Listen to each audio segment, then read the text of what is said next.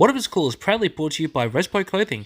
Feel like a champion by wearing the merch from all the stars, including Luke Resner, B Squared, Savannah Rowe, John Stop Action, Nova Nichols, The Cooters, and my personal favourite, Conflict Axiom. So feel like a champion by checking out Respo Clothing. They can be found on Facebook and on Instagram. Want to step in the ring? Well, here's your chance to learn from some of the best. APW Academy is holding out their tryouts on April 21st at the Adrenaline Zone. Registration and information is in the description for you to become the next breakout star. Adrenaline Pro Wrestling presents Breakout 40, happening on April 26, featuring the up-and-coming stars of Adrenaline Pro Wrestling. Ticket link is in the description. Make sure to check it out. MXW presents Game Over, happening on Saturday, April 27th at the Sunbury Memorial Hall. Ticket link is in the description. Make sure to check it out.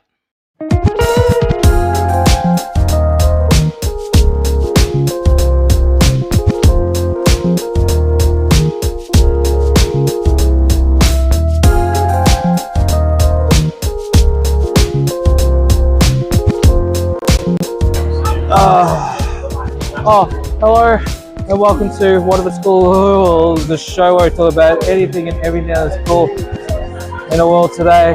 I am getting a happy ending, Daniel Pulfo, and happy endings, you say? Are we doing something for OnlyFans, boys? Are we? Oh yeah. Oh sure, yeah. All right. I think we might want to cut the camera here. Oh well, let's go. We'll cut it normally here where we say. So sit back, relax, and enjoy Rubs and Tugs, and all I get is all guys numbers with Happy Kai. Happy Kai. Firstly, I want to apologize because we rescheduled this interview several times. But the last one wasn't my fault. It was we can, and as blasphemous as my tongue, we can blame God for this because we had a power outage, and three huge trees crashed outside my house. So that was fun. That's not good.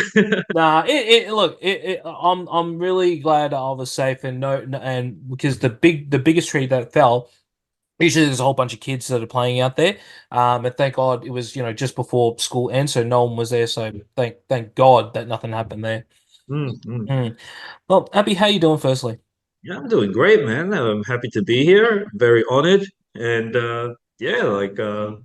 when you reached out to me to do this, because I think a couple months ago you had JXT on. Yep, and I'm like, oh, this must be like a big shot podcast because if you got JXT on, and I'm like, oh, like pretty happy to it's in the name, so I'm pretty happy to be here. yeah, no, I like to have everyone on. I like to tell people stories. Love to shoot the shit, but sorry, Pierce Austin. I know that's your stick. I don't mean to steal that catchphrase, but just to just tell people stories and just have fun because like there's so much negativity out there in the world. I'd rather be very positive, and if we do talk about negativity, it's how we rose above it, and that's the whole purpose of this show.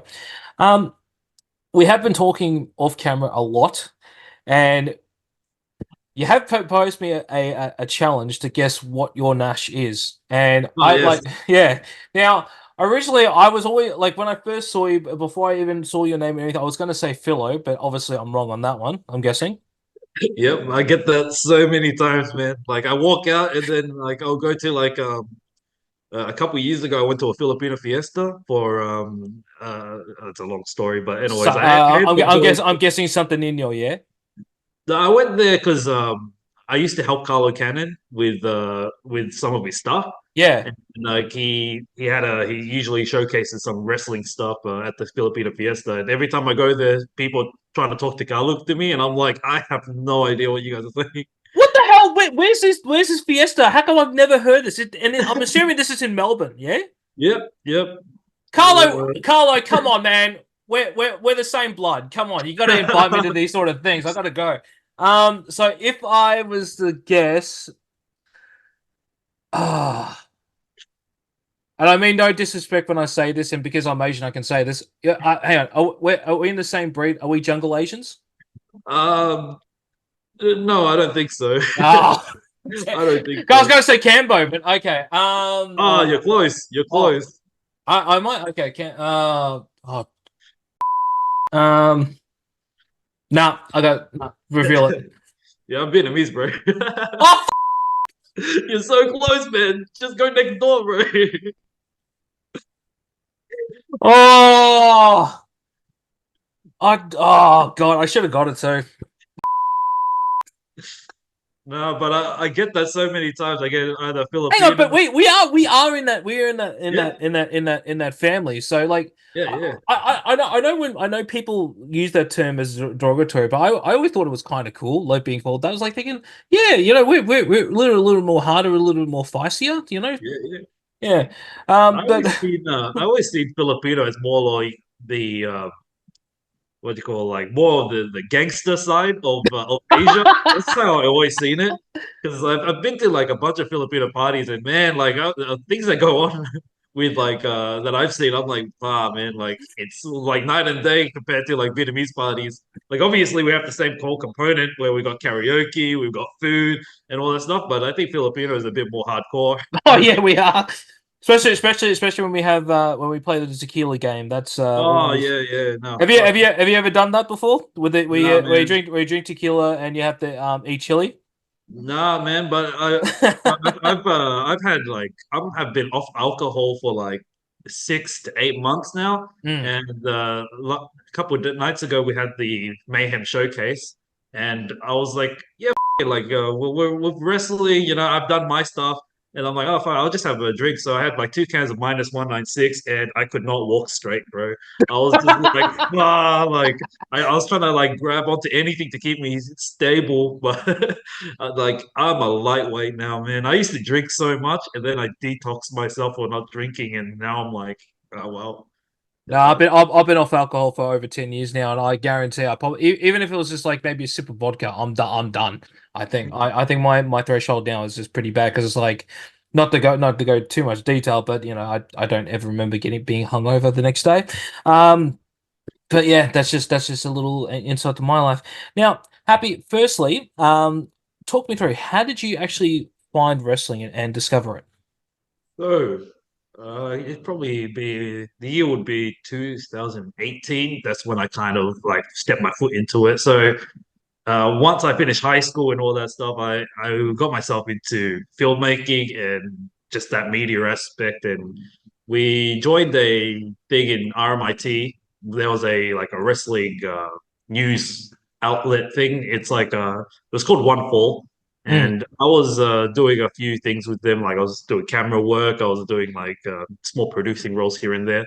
And like they did a lot of Australian wrestling coverage. And I was like, there's no Australian wrestling. What are you talking about? The only thing at the time was WWE, and that's about it, right? Like TNA was there, but like nobody really talks about TNA. mm. And then I was just like, oh yeah, like I'll just sink my teeth into this. And then like on the show, we had people like Gino Gambino, we had Robbie Eagles, Wow. we had who else do we have? We had the Tom and Stevie Philippe, and we had like a lot of like big Australian names there, and I was just like, wow, like wow, I didn't even realize we had Elliot Sexton, or I can't remember what his name was, his WWE name is, but yeah, we had like a Wow. lot of those people there, bro, and I was like, at the time, I didn't know like how big these guys were gonna be. So Mm, then I was just like thinking like, oh yeah, like these are just like local wrestlers. And then a couple weeks later we had our own wrestling show at the studios and stuff like that. And we mm. had like Jonah Rock, we had like Bronson Reed now, and we had Yeah. like all these interstate wrestlers wrestling there, and I was just like, wow, this is cool, man. I want to be a part of this. And in one of the Wow. segments, we had Carlo Cannon Mm. come in, and I was just like, wow, this guy's cool, man. Like I kind of look like him. So, yeah, so like we all like did our thing, and then I think I went to my first indie wrestling show.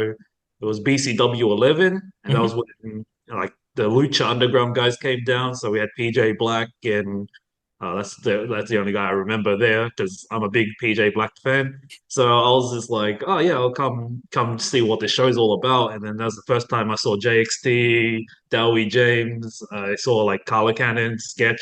They were all like at that show, and I was just like, wow, this is something different. Like I didn't realize there was Australian wrestling. So Yeah. I can't remember what led to it, but I remember Carlo Cannon was on one of our segments.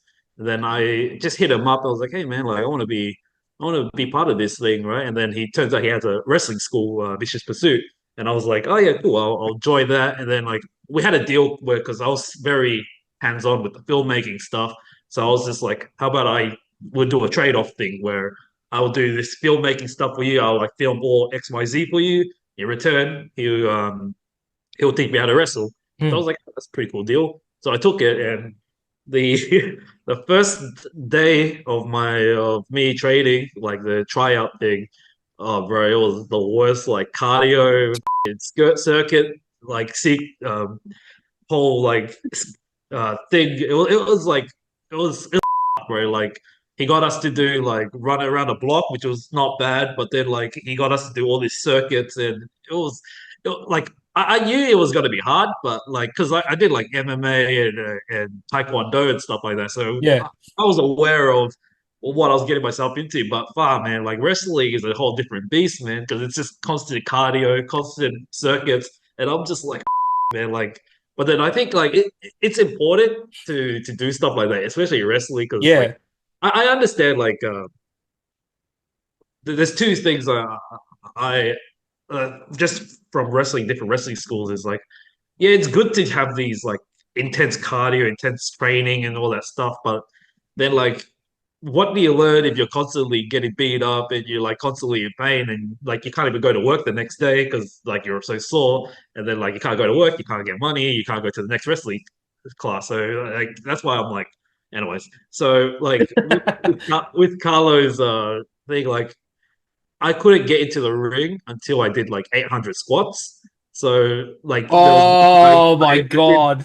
I did 800 squats. Like I think I was like up to like 400 something. And Carlo said that you, if you can get into the ring if you get 800 squats done, right? But if you didn't get it done within that session, you have to do it again the next session. And it's just like, Oh, bro, dude. it was the worst, man. And then yeah, so like once I got it done, I got into the ring, and then basically he just beat the out of me, and I was just like, but I'm not enjoying this very much. So I only did that for a few weeks, and then MCW just announced that they had an academy. Mm. So I was I think their second batch of people, and when I joined the MCW academy, there was like 30 odd like athletes that were there. So we had footy players, you had rugby players, soccer players, you had like people who were like doing what you call gymnastics and all that stuff. Yeah, so there was 30 of us there, and then by the end of that session, that tryout, we had only 12 people left. And like just the whole time, you just see people like throwing up here and there, and people just like dying, man. And I'm just like I'm not like at the time I wasn't the fittest person, Mm. so I was just like thinking like, oh man, I've got a lot of competition here. And when like all these people started dropping out of the tryouts, I was just like I think I've got something going on here. But yeah, but I guess like those type of training and like them pushing you to your limits, it kind of shows you like resilience and how bad do you want it. So that's what I like about those tryouts. So, but when I was at MCW, no shade at MCW, I think they've got like their own criteria or their own like way of teaching, but I didn't get a lot out of being at MCW. Mm. So when I was there, it was like 6 months of us learning how to do a neck breaker. And that was basically it. And then like there were guys like Ant Kava and stuff like that who were in the advanced class, but there was no gateway or no pathway to get to where they're at. Because I'm just like thinking like, wow, like the last 6 months I've just learned how to just roll, do the bumps, and the only thing got out of it was doing a neck breaker. And I'm just thinking like, there's got to be another way. And then uh, through doing that like media stuff with One Fall, they got me to talk to PCW because at PCW they had their Grand Slam show, which was like one of the like they had it at a basketball stadium. It was a huge show. Yeah, And the one in Dandenong. yeah, yeah. So yeah, so I went there and then helped film their shows, and then PCW reached out to me and they're like, "Hey, do you want to do some of our like weekly ignition shows?" And I was like, "Yeah, fuck it, yeah, I'll do it." And then from there, like I realized they also had an academy there, and I was just like, "Fuck MCW, I'm going over here because like I'm there like every week. I may as well do their whole like academy." But then the thing is, I live in the West Side, right? So like Oh it no. took me an hour there and an hour back. So at the time I was doing night shifts as well. So like it was just like Oh, an you hour gotta there, be hour fucking back, kidding and me. then I had like 1 to 2 hours of sleep, then back to work, and it was just like it was a whole thing. But then like when I was there, they basically told me like if you want to do wrestling and all that stuff, you do anything to be here. So I Mm. took that to literally, and I was there for like 6 days a week, just driving there 1 hour there, driving 1 hour back, and like it was like it was a lot. It was a bit of a it was a bit of a travel, but like at the same time, like I got to learn how to wrestle. So I was at PCW for like probably 3 years, and like they basically taught me the fundamentals and all that stuff, and then yeah, like it was a lot of fun because made a lot of friends at PCW, and like now seeing them now, like you got guys like Robbie Thorpe, Shen, and what you call Levi Nixon and Sam Giannis, like they're all like doing so much better now, and I'm just like thinking like wow, like these are the guys that I was training with, and now seeing them doing all of these like great stuff now, so I was just like thinking like man, I'm like very honored that I got to like train with these guys, and then yeah, I think, but then something happened. I can't remember. I think it was COVID when it came around. Like I like we had that period where we weren't sure if we were going to go back to wrestling, or we weren't sure if if the lockdowns were going to end. And then from there, I just kind of like lost interest in wrestling because after the COVID happened, I went back to training and I lost all my touch in wrestling. So I was just Mm. like, wow, like I don't know if I could do this anymore. And one of my one of my two matches I had a concussion in one of my matches, and Mm. I took a choke slam from Jesse Adams, who is the commentator at PCW, their weekly show. But I took a choke slam from him, and this guy's like 5 foot something. Like he's pretty short. And I took a choke slam from him, and he concussed me, bro. And I couldn't understand like because I've been kicked in the head before, like a couple months before that, and like I just like I think that caused me to have a concussion. But Mm. then like, it wasn't too bad. But then this one was pretty bad, where I took a choke slam from him, and like my head hit the ground, and then like I just had a memory loop where I couldn't remember like So going up. was this actually in the ring or actually on the ground Yeah, itself? it was at in the ring. I mean, Okay. yeah, it's in the ring. No, Yeah. no, I'm too much of a pussy to take a bump outside. No, but like yeah, I took a choke slam from Jesse Adams, and yeah, I just my head just bounced off the mat, and like obviously like you try to tuck your chin in when you take a bump, but I don't know what happened, but I probably did, but then like just the whiplash, I just like hit my head on the mat, and then from there I was just like I it's funny because that match, everybody in that match forgot their spots, but I remembered everything. So I kind of like had the ring general in a sense. Mm. And then turns out I was the only one that forgot like everything when the match was done because like I just had a memory loop and I didn't even remember going up for the match. Because like when Whoa. yeah, because there was like apparently it was like 10 minutes of me just having a memory loop, asking the same question for like 10 minutes.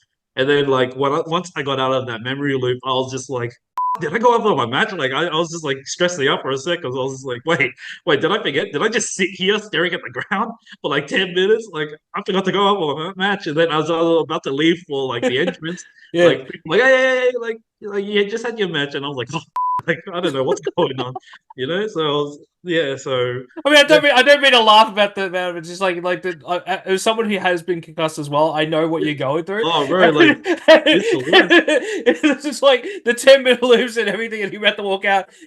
That's like that's bro. It was the worst because I was just like thinking, like, fuck, did I even go up on a match? And then like, I sent a text to my girlfriend, but I don't even remember texting her. Like, and then in the text, it says, "I think I'm concussed," and I'm just like, all right. Then apparently I sent that, but then, oh, bro, it was the worst. But then like, yeah, hey, then it could be a lot worse. You go like, I think I'm concussed, and then 2 seconds later, I think I'm concussed. 2 seconds yeah, later, oh yeah, yeah, yeah. But then yeah. So after that, like I couldn't be bothered traveling like an hour to PCW. So then I ended up joining the Relentless School of Pro Wrestling. I ended up Mm, joining there because it's a lot closer, and it was actually Kid Valiant that recommended me to train there. So I mm. was like, oh yeah, I'll do that, and then yeah, and then I was doing that for a few months, and then I just lost interest in wrestling just because it's just like I spent like XYZ. I spent like 3 years taking bumps and trying to learn the fundamentals, and then COVID happened, and then when I joined school, I was just like, I just can't get this. So then I just like, you know what, I'm just gonna take a break from this. Like I Mm. just walked away from the industry, and then I ended up getting myself into a new hobby, which is getting into motorcycles. So I just started getting into like just riding with different types of people and groups of people. So you got your Harley guys, you got your sport bike riders. So I just started getting to that, and then well, that was probably a year just doing that, and then I got myself into a motorcycle accident Oh where no. yeah, so what happened was there was a guy that was in front of me. He was doing the speed limit, 60 kilometers, and I thought he was going too slow because, nobody goes the speed limit, right? So I went around him and I probably did like 80 to 90 kilometers, just past him, just like, shoo. And then as I was going, like, I didn't see a pedestrian island because this was like in the evening. So Oh no. I just hit that son of a bitch, and then I went off my bike, and then I just hit the ground, and I started sliding, and I just see my bike sliding next to me, just sparks and everything, and I'm just like, man. And then I look at my bike, and I'm like, oh man, at least the bike's all right. And then I ride the bike home, and then I look down, and my legs just covered in blood, and I was like, man. Oh Like god. the whole time, I'm just worried about my bike. I wasn't even worried about me, and I was like, man. And then like as I was sitting there trying to patch myself up, I'm like if I can bump on the road, I can bump in the ring again. So I hit up I hit up and I was like, hey man, put me back in, coach. And then I joined one of their sessions, and ever since, like I just kept it consistent, and then I got back into wrestling. So Yeah. yeah, man. Well, I was like, I could have just lost my leg, but the bike's okay, yeah. All right, cool, yeah, very Bro, good. it is always like that, man. It's because like of course, like your life is valuable, but like when you look at like like 5 to 7 grand on the bike, man, you're just like, man, that's like a lot of Hey, money. what are you driving though? What exactly are you driving?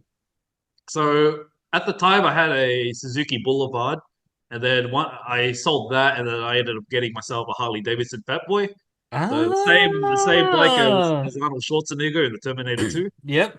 T2, and then look, I like Harleys, but it's too much bike for me. So I rode it for the top for a few months, and then I was just like, you know what, like I'll just get something a bit smaller. So I sold it, and now ride a Triumph Bonneville, and Mm. that bike I love the like the modern classic looking bikes. Like they just got a bit of character to them. So yeah, man, like I love Harleys, but the only problem is they're very uncomfortable, especially when you oh, with the the eight handles. bangers, yeah, I had eight Oh bangers, bro. my God. Like I remember my mate had one and I was like, "Oh, do you mind if I just drive this around? I just wanted to see how cool it is. I just want to, yeah. take some pictures, being what was I think I was 24 at the time. And doing that and it was like literally like 2 seconds. I'm like, "Oh my God, my arms really hurt." Like, and I'm like, "Nah, I'm off. I don't even want to take the photo anymore. Nah, I'm done." Yeah, like that because like I was part of a I wouldn't say I was part of a biking gang, but I was part of a group of boys that rode Harleys, Mm. and we would make a muck out of that. Like we would go to St. Kilda and just start making noise and doing burnouts, and yeah, I was just like, because like at the time I just wanted to be part of them because like I was the only one that didn't have a Harley, so I got rid of my bike to get a Harley, and then like this is probably a lesson to everybody, like just Don't give it a pin. Don't don't get give it to into people. peer pressure, kids. Yeah, because It's just not like on. the thing is like even like that Fat Boy cost me a lot of money just to be a part of a group that I ended up not even liking the Fat Boy. Like I love the Fat Boy, but I didn't like riding it because it Mm, just felt like I didn't I wasn't wholeheartedly into the bike, right? mm. Like I didn't ride the bike to its limits. Whereas now, like with my bike, like I'll be in second gear and I'll be already 100 kilometers an hour just down a straight road, and then I'm thinking like, yeah, I'm gonna get myself into a lot of trouble. But I just love riding my bike because I just ride it like as if I stole it. Oh my That's God! that's the best way to ride. Out of all the things that we could talk about, I didn't think it was going to be motorcycles, but Hey here we man, are. hey man, that's fun, man. Like it's the thing about motorcycles is like it's very therapeutic. You know what Yes, I it mean? is. Like It is. It is. like a lot of people will go on to like life's hard, right? So people go through a lot of things, and some people turn to alcohol, some people turn to pills, some people turn to like a lot of things just to cope. Whereas for me, like therapy like helps to give you the tools, but it doesn't help you um, with coping with whatever. They just give you Mm. the tools, right? But Yeah. sometimes, like for some people, when they get given these tools, they don't know how to use these tools because, like like in therapy, they just give it to you. They don't actually walk you through it, right? Whereas with me, in my case, like my therapy is going on my motorcycle, and just riding, and just see where the road takes me. Just because there's a different type of thing where it's just you and the bike and you just ride, right? And Mm. then just clearing your head because the thing is like when you're distracted you're in danger, right? Whereas when you're on the bike you're constantly alert and you're constantly like just want you and the bike on the road, man. And Yeah. that's just for me that is therapy, right? So if I'm going through a lot I just go on my bike, just hit the freeway, man, and just keep riding. I'm just like for me, I'm just like I'm just picturing like a good session on a bike would be, let's say a 32-degree day, sunset going down Security Beach on the bike. Oh, bro, Oh my God! I'm bro, just like that I'm is picturing as you're saying all therapeutic. That's what's going on here. Like, oh God, I wish I could do that, but I don't have my license. So, yeah. yeah, man. Nah, but that's for me. Like I enjoy doing that, and it's a lot of fun. Mm. Well, let's get back into wrestling because as much as I'd love to talk about you know cars and motorcycles with you, we're here to talk about your career. You had a gimmick first before you became Happy Kite. Firstly, how did you come up with it? What is the gimmick itself, and why the change? So before Happy Kai, I was Jin Virgo, and that was a character that I came up with doing backyard wrestling. Like Mm. if you go onto YouTube, you can probably see it. Like it was when I was like 16. I bought myself a 16-foot trampoline, and we created our own backyard wrestling promotion with all my high school friends. And it's funny, like out of everybody that was doing the backyard wrestling, I was the only one that walked up actually doing wrestling.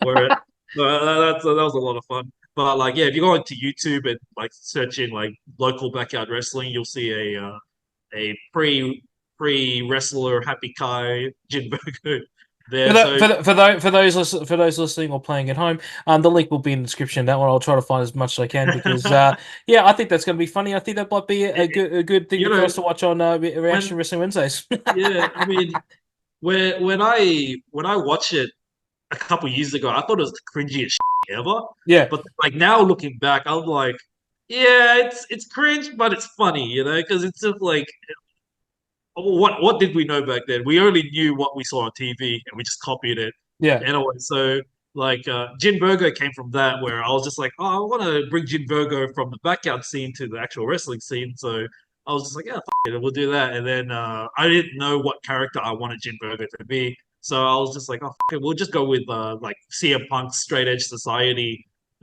gimmick, where it's the savior and all that stuff. And I was just like thinking like, oh yeah, we'll just keep go on with that. So I had like a thick book to replicate a Bible, I and I then I love that when you sent me the message about like of the like a little bit mini bio about Jin and you just written I bought a religious book. I'm just like it's called a fucking Bible, dude. yeah, yeah. That's it, man. But like I didn't want it to be like I didn't want to like bring the actual Bible. That's sacred as I'm just like so I went through my bookshelf and I saw the thickest book, and then I'm like, take the cover off, just keep it like as black, like a black like generic book as possible, and we'll keep that as the gimmick. And like the thing is, I was pretty green when I was doing the gimmick, so like most of the stuff like it just didn't connect, Mm. and like also like as if you're green and you're a heel, it's kind of like it's probably the worst thing to do. Look, I don't know, everybody's got their own thing, but in my opinion, I think if you're starting out, I think being a face is probably the easiest Mm. than being a heel because being a heel you do a lot in a match, and then that's why like I think I set myself up for failure because I was a heel and I didn't have the tools at the time to carry a match as a heel. So that's why like it didn't connect as well. And then like I wasn't connected to the character because it's Mm. just like I'm just there's me, and there's a character, right? And it was just night and day, and it just didn't connect because I wasn't connected to that character. So with doing that, like a lot of people in the crowd can see that. They can see that I'm half-assing this character. It's because like I wasn't connected to that character. So Mm. when I joined their Rumble in their Grand Slam Rumble, the second one, and like they basically got me to got somebody to rip my book off, like my gimmick book. Oh, I They, forgot about that. I was like thinking, yeah, hey, like, I watched that. I'm like, yeah, I yeah, forgot that they was you. ripped my Yeah, gimmick book, and then yeah. they I was only in the Rumble for like 10 seconds, but then they ripped my gimmick book, It was and then actually after that, fine, but yeah. and then then I was like trying to think like I don't have my book anymore. Like, what do I do? Like, I was just like, I was at a stage where my character had no character, and I was stuck in limbo. And I was just like Mm. thinking, like, what do I do, man? Like, and then like I try to ask the people at PCW at the academy, like, what do I do? And they didn't really give me anything to work with, so I had to like come up with something on my own. So then I was very big on into Eric Andre. Mm. Like, I love that guy. So I was just like, you know what? I want to kind of get some influence from that guy. So then I went a 180 because like at the time, like my social media always had Happy in the name, Yeah. and Happy came from when I was in high school. There was an anime called Fairy Tale. I'm not sure if you know it. And there's like a blue cat, and his name's Happy. And I don't know why, but I was just like, I like that name. I'm gonna put it in my social media bios. So that like every nickname in my social media always had Happy in it. So that's where Happy came from. Happy came from from Fairy Tale. And the thing is, I never watched the whole series. You know, I only watched like 2 episodes, and then I Yeah. get to the cat, and I was like, oh yeah, I like that cat. I like it. I like the name Happy. So yeah, that's where Happy came from. I thought Happy was going to come from Happy Gilmore because I was thinking, No, who the calls himself Happy? You yeah, know, I got it. I got it from an anime, bro. going from an anime, he's only watched 2 episodes. Yeah, yeah, bro. No, but then back to PCW. So I Yeah. changed my name to Happy, and then so that I was able to do like stuff like different segments where I was brainstorming different things. Like Happy, I can have a talk show segment called Happy Hour. You know, I can do X, Y, Z. And there was so many things that I wanted to do. So then I had like my own talk show, and then Happy was just me. I felt connected to it because it was just such a goofy character. And Mm. like I remember I did something during a match where like in wrestling matches can go to man. Like you can like plan all this stuff and then it just gets tangled and then it's just like when people don't know what they're doing, it's really hard to do a match like that. And then Yeah. for some reason I was thinking while I could tell the match was going to and I was like, you know what? I need to come up with something to kind of save this match. So I was like, you know what? I entered the ring and I purposely tripped on the rope and then I just like ate shit. And everybody in the crowd just popped for that. They're like, oh, what an idiot. And I was Who doesn't love a slip in taking shit, you oh, know? bro, like, because like the match was going to man. And I was just like, you know what? I'm going to do something. And then I just like ate shit. People ate that shit. They're like, oh, it's the funniest shit ever. And then like that's the thing that they remembered. So all the botches and all the like the mistakes that I made in the match, they forgot about it because they saw me eat shit. And then Mm. like, I was just like, I'm gonna like really hammer in onto this like goofy character, right? So I just started saying the most goofiest. We had a promo where like I don't know why I came up with it, but I said that I was gonna kill two stones with one bird. And, and then everybody was like, "What the fuck? That's funny as shit." Like everybody fought for that shit. And I was just like, oh, "I'm gonna keep going with it." So everybody was hot on Happy because like it's a funny character, right? And then Yeah. PCW, they're like, "Oh yeah, yeah." And then the week after, they're like, "All right, we're turning you heel." And I'm like, "What? What? Like people like me, as a face, it doesn't make sense to turn him heel." So then they're Mm. like, "Oh, well, this is what we want it, and then we're gonna go with it." And then when I did a bunch of heel, it's just like it didn't feel like me. So that's why I Mm. was like, you know what, like I'm gonna walk away from PCW for this time period because like it just the character Happy and what they wanted, it didn't work. So that's why I Yeah. ended up going. And that's understandable. If Yeah, if yeah, two parties cannot come to terms with what you want to do, especially with your career and the character. The mutual thing is to say, okay, it's been great. Maybe next time, and then go off. Yeah, Not yeah. So yeah. yeah, and then when I started, so that happened before I took my break from wrestling, and when I came back, I was just thinking like I don't know what my character is anymore, like because like they like at PCW they kind of like stripped down that goofy character to become just a guy in limbo, and then Mm, now I'm just thinking like, well, how do I reinvent myself? So it was during a practice match at Relentless where I was like thinking like I need to come up with something goofy, right? And I've always had the idea because my name's Happy, it makes sense that my finishing move would be called the Happy Ending. mm. So then, like, I forget that, like, like a lot of people when they think happy endings, they think of Thai massage parlors, right? So I'm like thinking, like when I said like or when I did my gimmick of being like, oh, I'm gonna give this guy a happy ending, everybody cracked up laughing because that's what they think about. And then it came up from an accident because one of like a friend of mine at training was talking to me, and they're like, hey, why don't you just become a masseuse? And I'm like, that's not fun. That's funny. That's funny. And then I started thinking about it. I'm like, you know what? I'm gonna be a masseuse. So See, I was hoping you were going to say you actually are a masseuse later on.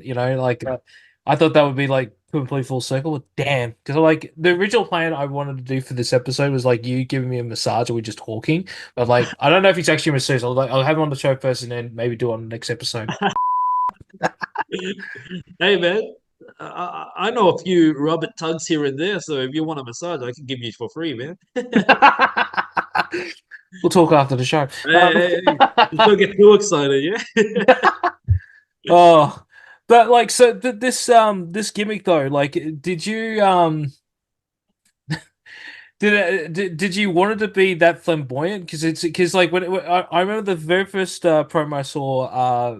It's ironic because it was on the same show. MXW's All for One. They played your promo during the Oh yeah. halftime. I was like, what's this going about? And then you come out. I'm just like, oh my god, I fucking love this guy so much. Like this is the type of shit that I will watch religiously. I fucking love it. No, like it's just because like while I was brainstorming this character, I was just thinking like, how do I be different, you know? So like I know he's a goofy guy, but then Mm, like how do I make it different to everybody else? So that's why like I started doing all the flamboyant stuff, and then I just love like just being different, right? So like the character is very unorthodox. So like mm. I could massages people during a match, like that's weird, you know? But like that works in my favor because that's Yeah. how I throw you off, and that's how I get on top, right? So Oh, you know what I God. mean? Oh, I got a dirty mind. Uh, yeah, Yeah, like, who doesn't like to be on top? damn right. Top, bottom, left, right. I'm everywhere. You know what I mean? no, but uh, no, but that MXW show was really really fun. Like it's cool that I got to see a bunch of familiar faces and stuff like that. So yeah, man, like it's a lot of fun. But yeah, this Happy Kai character, like the reason why he was Happy Kai is because like I did a promo where I was just calling myself Happy, but Mm, then uh or JXD was saying like you need to have something, you need to have more substance. Maybe add a second name. So I'm thinking like I need to think of something. mm, So the first thing that came to my mind is Kai because Happy Kai has a kind of a ring to it. And mm, then I forget that like a lot of people have Kai in their last name. So mm. then now I guess I'm related to Dakota Kai. There's another guy with the name Kai in Brisbane somewhere. Like, I can't remember his name, but like, there's a lot of people with like the first name and Kai, and I'm just like, wow, I didn't think that that far ahead, but I thought you were going to say Dragon Ball Kai, so I was like, oh, okay. I think that's what I was talking about. Yeah, yeah, Yeah. yeah. But then, like, yeah, so I was just like, I'll just run with this. But yeah, then ever since like, because like I love working in front of a crowd. Like when I don't plan anything, so I just like try to be like just try to be my character in front of the crowd. And then Mm, when people eat shit up, like wow, like I ended up getting happy ending over, which is crazy because like I was at Renegades a couple weeks ago, yeah. and like I was like thinking like, oh, these guys aren't gonna get me, you know, they're not gonna get it. So once I got out behind the curtain, I came out. People just love that. They're like, because like when they see me, right, that's the first thing they think about. They're like, like all white robe and everything, and he like, yep, that guy's definitely a masseuse or Yeah, something. I popped hard when I was watching the Rumble, and I was like, oh my god. Oh, bro. Oh man, it was crazy, man. Like, cause they get it, you know. Yeah. Like it's good. It's cool when you come out, you don't have to do anything, but when they look at you, they get it. That's Mm, like a really cool character, man. Even like I love like stuff. Even like guys like the Undertaker, right? mm, You hear the gong, you like, oh, the Undertaker. But then when you see him out there, you're like, yeah, I get his character, you know. mm. And it's just like I love like characters that are like that, where like because like there's so many like people that I've seen in the wrestling where they come out and you don't know who they are, you don't get this, and they're just like generic black trunks like wrestler coming out, and you're just like, oh, I guess that's generic black trunks. But like no, but like I just love like character wrestlers because there's not enough of people that are doing the funny stuff in Yeah. wrestling. Like everybody wants to be the hard, you know. Like they all come out there. Yeah, it's true, man. Like everybody wants to be the hard man, and then like like that's why like I'd be very careful using those words because I think Robbie Parker will be coming after you, man. That's his moniker. well, everybody like wants to be like the tough guy, right? So Yeah. like you have a show full of people that are like tough guys, right? You You're trying to not say try, anything. try not to, but then like if you have a show full of guys that are like tough guys, and then you have a guy that's the goofy one, Mm. people are gonna remember the goofy guy because that's different. Whereas like Exactly. It's like the Casino Battle Royal, the very first one for AEW. Like I remember jack shit about that fucking match, and I love that match by the way, but I can't remember anything except for when Orange Cassidy comes out, does his shtick with Tommy Dreamer and gets thrown out. That's the only thing I like. If there's only one thing I can remember, it's that. yeah, yeah. Yeah. Because like yeah, because like it's like I know it looks silly, right? Like the stuff I do looks silly, but like man, like if I can get a reaction from people, man, like I'm gonna keep doing it because because like I think people a lot of people are afraid to look a bit silly, but when you really look at it in the grand scheme of things, like us as wrestlers is pretty silly.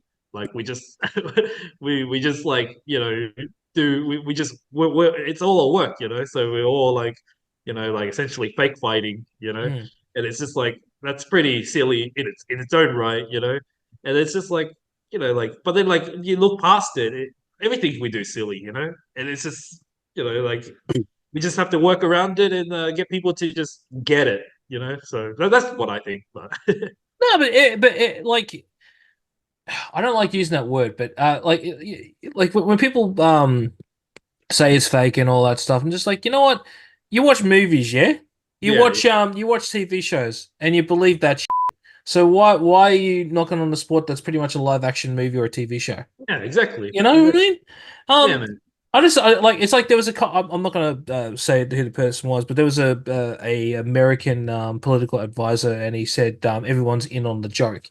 But it's like it's not a joke, man. It's like, are you saying that entertainment's a joke? Like it's just fun. Just enjoy the fucking product. Don't Yeah, worry man. about it, man. Yeah, yeah, Oh for sure, yeah, 100%, bro. yeah. Well, Abby, like, just getting to know you, I need to ask this question. Not the staple question, Baju, but this one. Because I'm always curious when someone wears this color tights. Why white? I know you got the robe, but why white? Easy to stain. If anything should leak, it's the first thing you're going to say. Why white? You know what? I didn't think that through, bro. I didn't think that at all, man.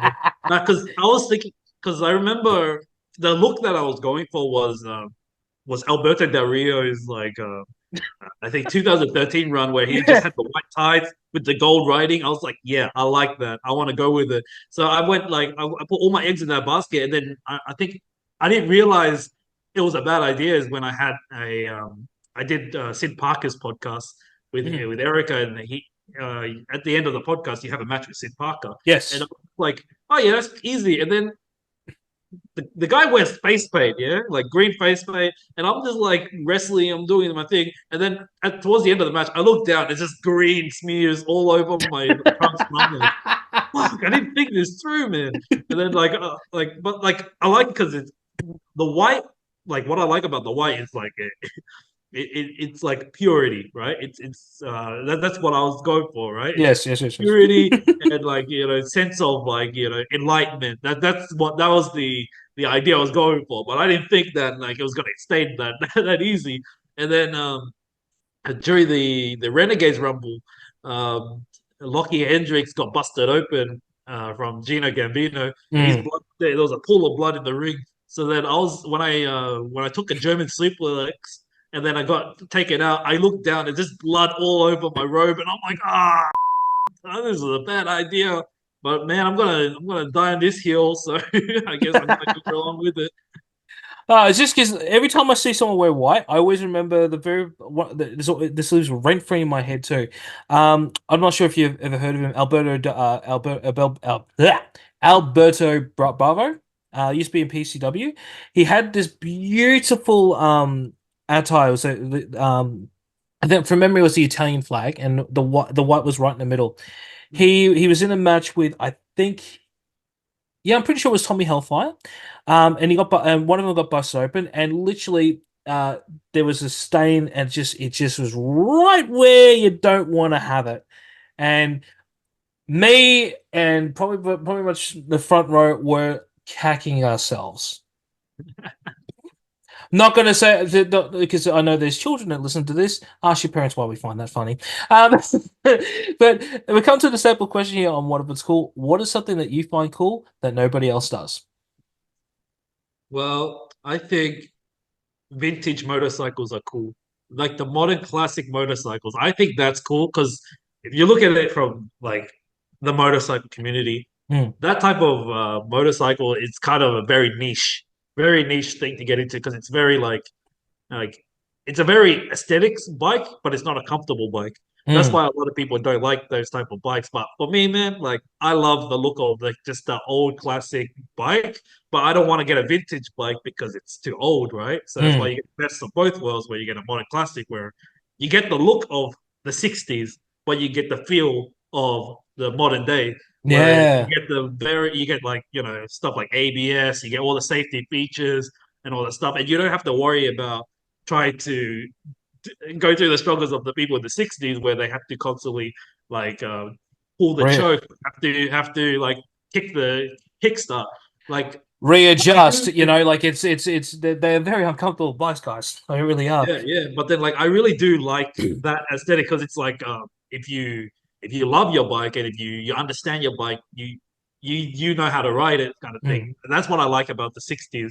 But then me, I don't want to go through that struggle of trying to figure out like, oh, how much choke do I have to give the bike? How much do I have to crank it and all that stuff? Whereas now I can just push a button and it turns on and I don't have to worry about it. So, but then like, but also like I like the feel of the 60s. Whereas with my bike, like I get that feel where it's Mm. a comfortable bike, but it's a pretty fast bike.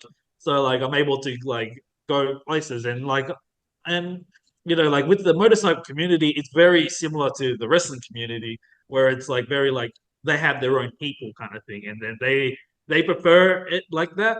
Whereas like with I don't know with the thing that I'm into with the modern classic bike, it's got character to it. It's like people will look at you, it turns heads. It's Mm. probably not the like technically best thing that's on the market, but when people look at it, they're like, that's a nice looking bike. And Mm. also, funny thing is, when I got into motorcycles, I thought I was going to get chicks, bro. Like, I thought it was going to be like I'll be riding down the bar, and a girl turns her head, and I'll be like, "Want to ride, girl?" Right? And then she'll be like, "Yeah, I want to ride." And then like I get to ride around, and I'll be like, "Yeah, man, can I get your number?" and stuff like that. That's what I thought. But not, you know what I get?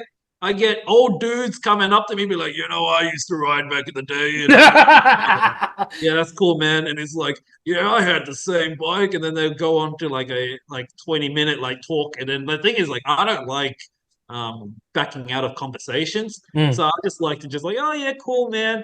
And then like I did that for like a solid like hour or two, just like this guy trying to talk his backstory about him being into motorcycles. I'm like, I honestly don't care, but like I can't say that to him. So I'm just sitting there, and this old guy just talking to me, and I'm like, oh, cool, man. But the thing is, I get more attention from old dudes than I do girls, man. And then So the next question is, how many numbers did you get? oh, how many numbers I got? You know what? I got more old guys' numbers than I do girls' numbers, which is probably a good thing because like now I've got a girlfriend, so I guess that's okay. Yeah. But but then I realized like not many girls care about motorcycles, man. And No, I'm they like, don't.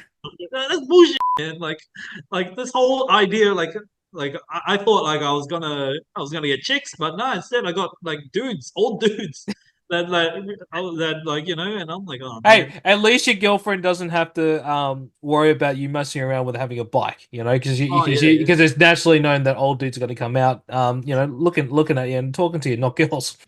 yeah, that's it, 100%. Yeah, yeah. Oh my God. Well, Happy, it's been an absolute pleasure. Where can our audience find you on all your socials?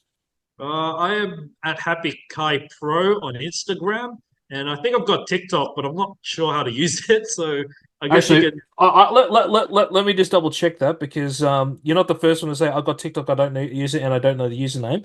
Hang on. I'm pretty sure I'm Happy Kai Pro on it on TikTok, but I don't know how to use TikTok. Oh, just if you. Oh yeah. I've got you here. Oh yes, I am a professional. It is. Yeah, Happy Kai Pro. Worst case scenario, if you want, you know, get me to do the stuff for you. I can do that for you. Yeah, yeah, I'm happy to that's do it. that. But yeah, like yeah, I'm basically Happy Kai Pro on all my social medias. I've got a YouTube channel, Happy Kai Pro Wrestler. So I guess I just got like I just put up random matches and stuff there, and yeah, that's basically it. And I think you need to put some of that backyard yeah, stuff on there yeah. You too. also you can probably find me on all the Mayhem shows. I'll be there definitely. And yeah, like just keep an eye out on social medias or different wrestling promotions. Maybe I'll be there, maybe I won't. Maybe I'll be backstage giving people back rubs. Who knows? but it's been honestly it's been a pleasure hanging out with you, man. It's all right, man. Anytime. Happy Guy, thank you for being part of What If It's Cool. And that's the end of that episode. Want to be featured on What If It's Cool or know someone with an amazing story that needs to be told? Reach out to me. I can be reached on whatifitscoolbusiness@gmail.com. Don't forget to like, share, and subscribe to the show wherever you get your podcasts. Want more from What If It's Cool? Make sure to check out the YouTube channel. You can find the latest episodes of Mukbang Around, Reaction, and of course the podcast. And don't forget to follow What If It's Cool on all socials. You'll be found at What If It's Cool. Keep that support coming. And until next time, I'll catch you on the next one.